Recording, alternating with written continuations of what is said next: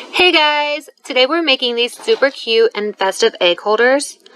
There are 4 different designs that you can download for free from my blog at svgnation.com. I've left the link in my description, so make sure to grab the files before we get started. When you download these, you'll get a zipped folder. Once you extract that, you're going to have 2 different folders in there. This is because each of the designs comes in 2 different sizes. One size will fit the Cadbury eggs perfectly, and the other fits the plastic Easter eggs. I'm going to go ahead and show you how I prepare a project like this in Cricut Design Space. Okay, once you're in Cricut Design Space, go ahead and upload your files.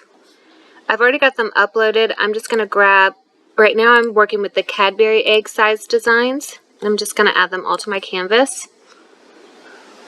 And I'm just going to move them so they're not overlapping.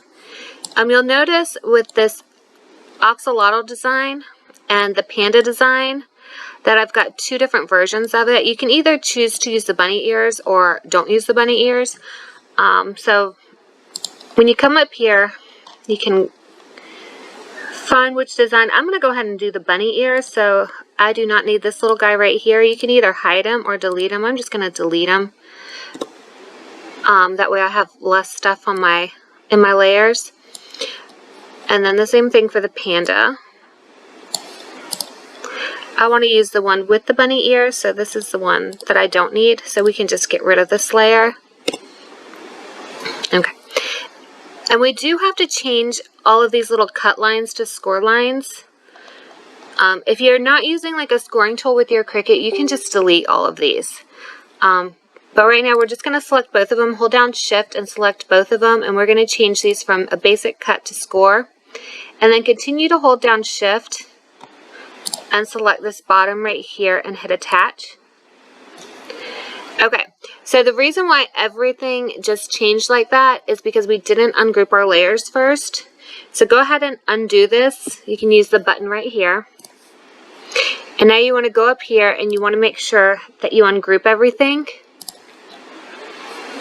Okay, now we'll be able to attach the score lines to just this base layer, and it won't affect the rest. Okay, and we're going to need to do this for each design. So first when we come here, we need to ungroup this. And hold down Shift while selecting your layers and change them to score. And then attach them to the bottom. And like I said, if you don't have a scoring tool, you can just go ahead and delete these lines. And you can just fold it by hand. I think the scoring tool is super helpful. You know, so if you have one, definitely use it. Okay, we're almost done here.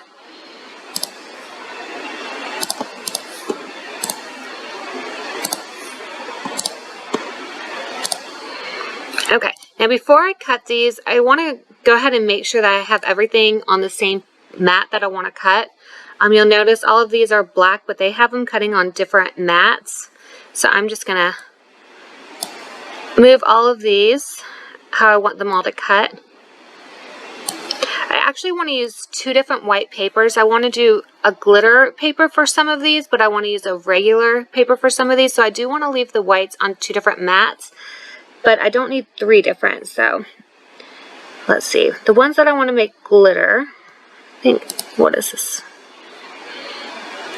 So these are going to be the white.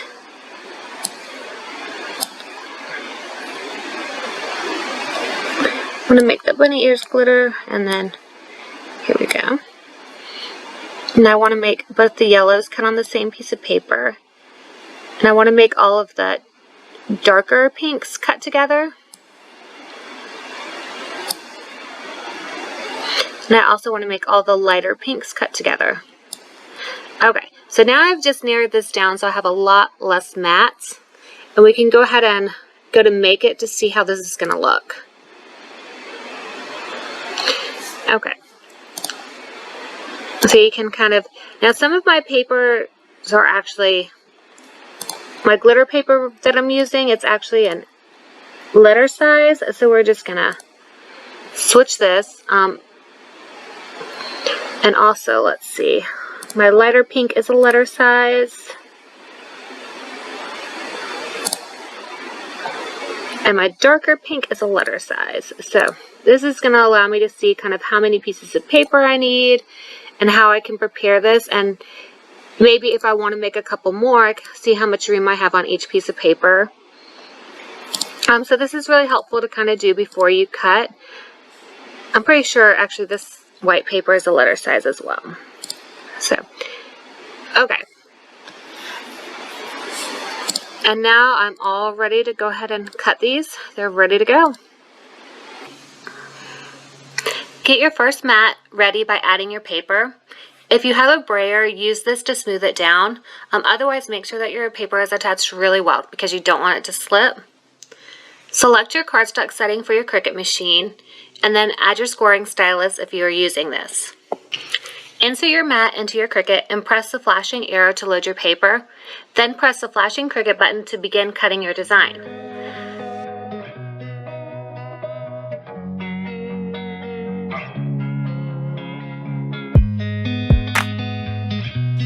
Once your design is done cutting, press the arrow to unload your paper. Remove the cardstock from your mat.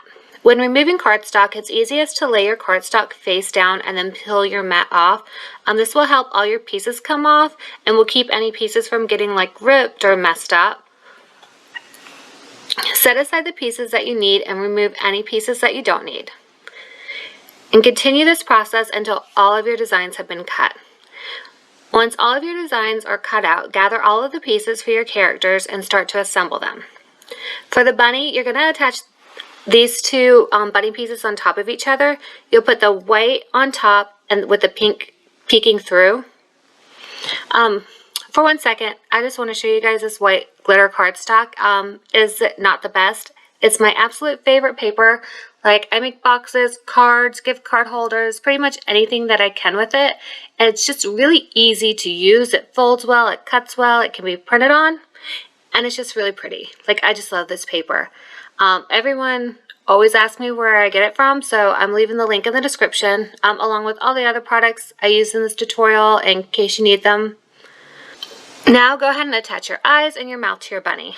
You might need to use your tweezers to make this a little bit easier.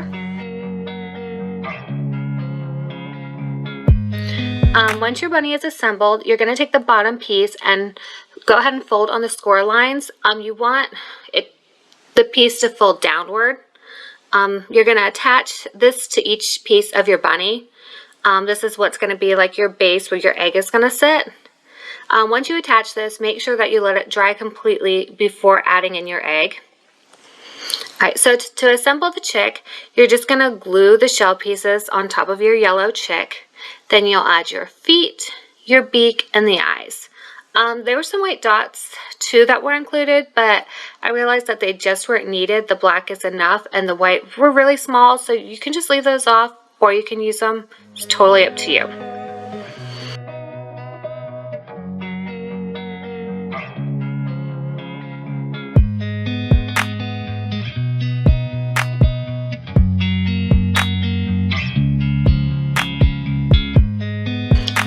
Now this axolotl design is the easiest to put together because it's just 3 large layers on top of each other. There's no small pieces to add, but it does make it a little more stiff having so many layers. So I think I kind of do like it with less thick layers. But is it just my girls? Or are axolotls just like really popular with kids right now? Like, I was going to just create a bunny and chick design, but my kids were, like, insistent that we had to have an axolotl and a panda. But leave me a comment and let me know if you even know what an axolotl is. Because, like, I had no clue until my kids told me recently. And, like, have I just been completely clueless all these years? Like, are axolotls this new animal, or have they always been around? I don't know. So the panda has a few small pieces to glue, but overall it's relatively easy to put together and it doesn't take long at all. So just glue your eyes, your nose, your mouth, and each piece, you know, on top of your panda base.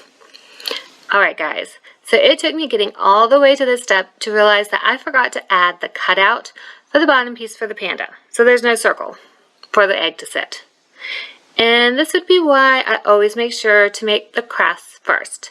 So just so you know, I do like to make sure all the sizes are correct and that everything works before putting it on the blog for you guys, so they are tested and they are approved before they go live. Now that I've made the changes to the file and cut the new pieces, I can finish putting the panda on the bottom. Make sure you let everything dry really well. Then once they are dry, you can add your egg. Just add the egg to the base, and then you'll glue the top of the character together. Press and hold it together for a few seconds to make sure it stays closed. You really don't need to glue it very far. Just kind of close it and glue enough so that the egg is secure. You should be able to move it around without it falling out.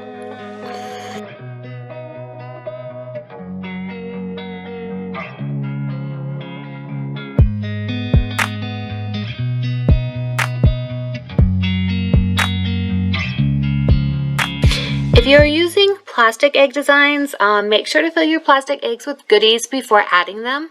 I really wanted to create this size because it gives so many more options for giving gifts.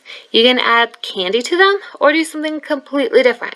Like my daughter loves those little squishy toys, and those fit really well inside. And my older daughter and her friends, they're always making bracelets for each other with like nice sayings like "you're beautiful" and stuff like that. It's actually really, really sweet. So she'll be putting these inside the eggs for her friends. You can also slip some money in there. No one's going to be mad about that one. This is such a fun and cute gift to receive, especially when it has a little something extra inside. So if you plan to make these, let me know. And if you have any questions, just leave them in the comments and I will answer them there. Thank you so much for watching, and don't forget to subscribe so you don't miss the exciting tutorials coming soon. Bye!